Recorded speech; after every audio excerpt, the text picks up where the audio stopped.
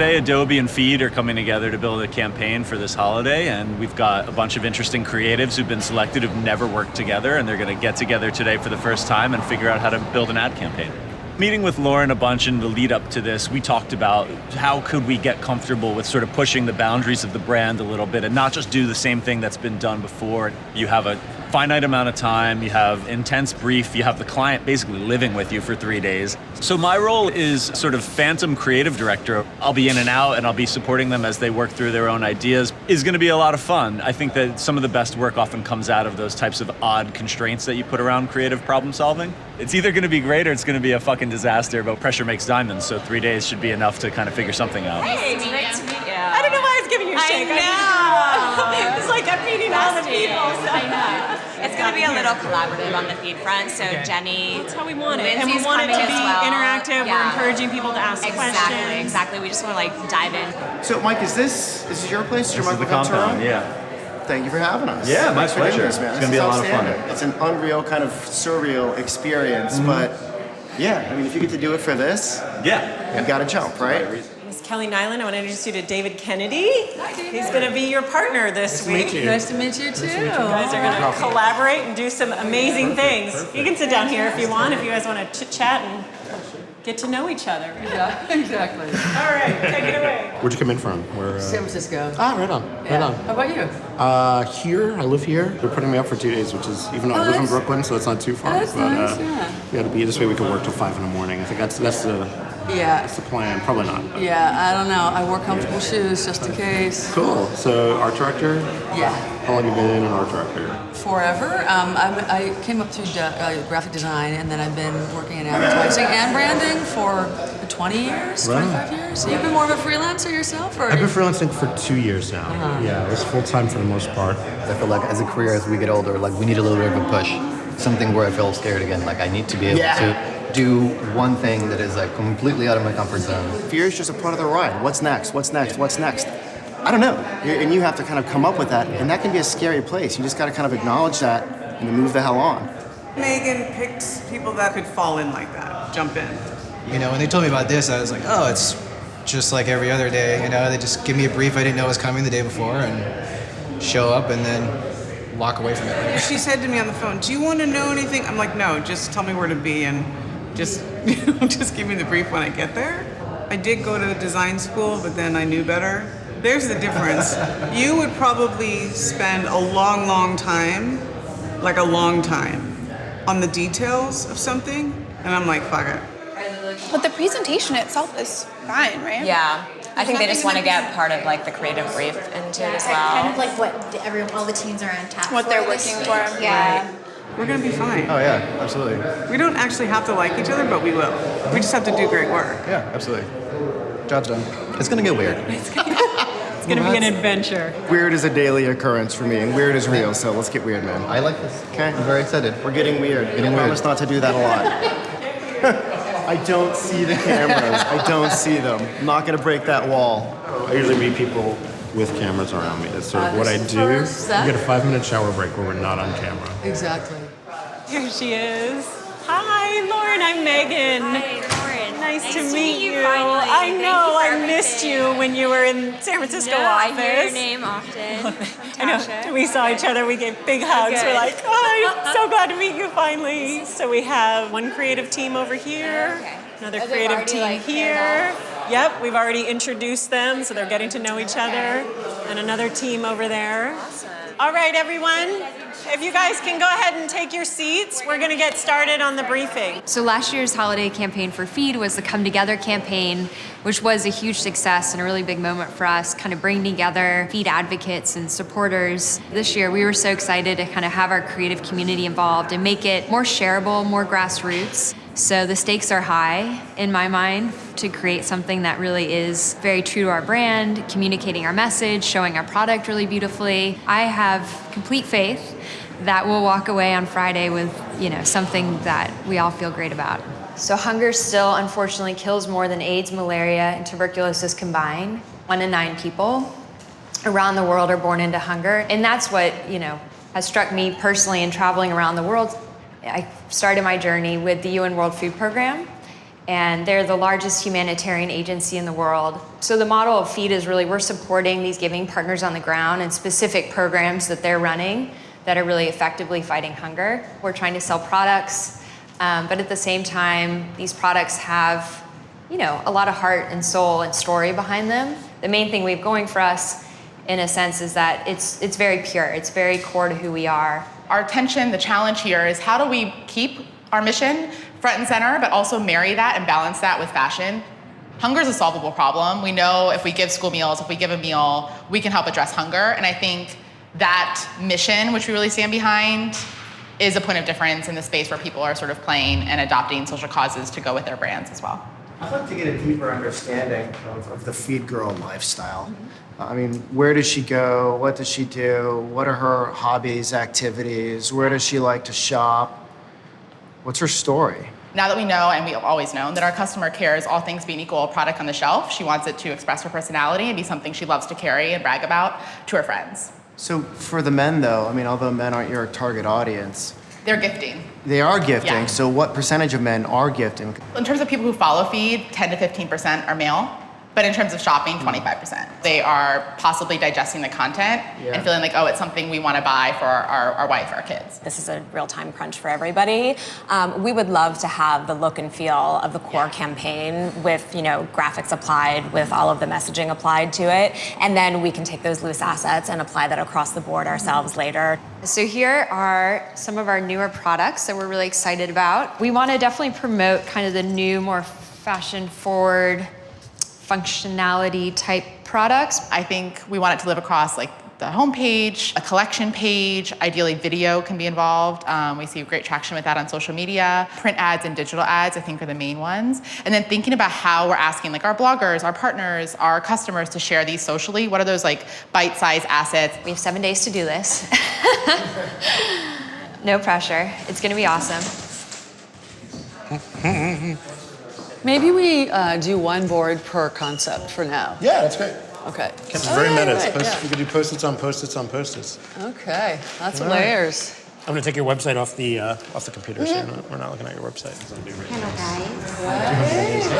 We introduce each other. This is Lorena, my partner, producer of the project. How are you? Nice meeting you. Hi, I'm Kelly. Nice to meet you. Nice meeting you. David. The photographer. Nice to meet you. Nice to meet you too. As you know, we are finishing on Friday with the final project, so on Saturday we are shooting. Because we need to ask for permits to know if we have Sure. parkings and everything. We need to be at least in advance a little bit organized. Okay, sure. Yeah, that totally makes sense. Because we can shoot inside, outside, wherever we want, and here we can shoot more. Theoretically, we could say, we love this, we can shoot everything here. Theoretically. Like, everyone could be on board on, this is great, we don't necessarily need this or that. Like, I mean, don't worry, it's not like we know what we want to do, but, You have the option. but it's great to be able to point our directions at real places, since in the end we're going to need to shoot there. How many people together do you think? Is there? Now is a fashion week in New York. It's gonna be. That weekend, so all the models are super busy. Sure, I'm not busy. If need be, I can model. We could model. We could actually. Okay. Yeah. Okay. Is there a chance to get kids considered? Because You know what? The law says you need to ask for the permits in advance, and it's gonna be like 15 days. All right, so we won't do that. Yeah, we'll figure it out. I mean, we're done. We got our locations. They're going to take care of it, I think. That's great. Well, it's weird, but I guess we got to think like that now. Yeah, it's good. You know? I mean, it focuses us in a way. It's insane. It's like backwards. It's surreal. It's the horse and the cart are reversed. You know, it's kind of like opening your kitchen cupboard or refrigerator and being like, "What's for dinner?" Well, and you have corn, shrimp, and paprika. Yeah. Can I like organize their? You can do. You got it. You got the wheel. It's bugging me. Meat piles. Keep it clean. Actually, that's bugging me. Numbers, assets, mango. It literally doesn't have a brief. Oh wait. Oh yeah. Here it is. It's under miscellaneous assets. Woo. Okay. My name is Gustavo. Gustavo. I'm doing the photography and the photographer for the campaign. We're gonna show you the location that we have arranged. We're shooting with models. We just can play with them 8 hours. So we have a limit of timing. Do you already have the models? No, yeah, we have a selection and we are seeing with the clients the final choices. Do they look like models? Or do they look like regular people? Models. Models. Yeah. They look like models. So whatever gender Ethnic mix, models. they hired models. So Okay. I mean, I wasn't going to stand in, so it's probably better they did that. are they all adults? We have to, yeah. The point is, it's gonna be the New York Fashion Week, so it's kind of complicated right now. Okay, so no kids. No kids. Could we like grab a random kid? And, okay. Do you have access to male and female mannequins? Mannequins? We can see. If you do, if you also have a child mannequin.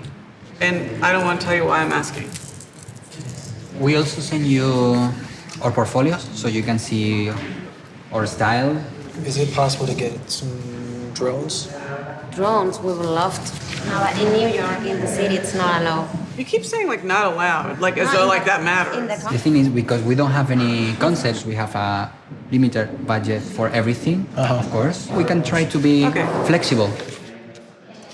Anyway, so let's get to it. Can I scream now? That's what you call a creative straitjacket. Yeah, I think it's an interesting challenge, though. All right, you want My to print first it? time on a computer. You want to print it, go through the brief, Yeah. chat about it, make sure we're on the same page, then break off. Yeah, so we don't look at each other when we're thinking. Okay. We just lost, by the way. Fired. So we have kind of like a very strategic solution that we're vectoring in on that's making sense. Okay, so we got that. We can lock in on it. It feels like it has legs like an MFR that we can just kind of milk and extend. So much of like fashion, just it seems like this dream world. Like it's not real at all.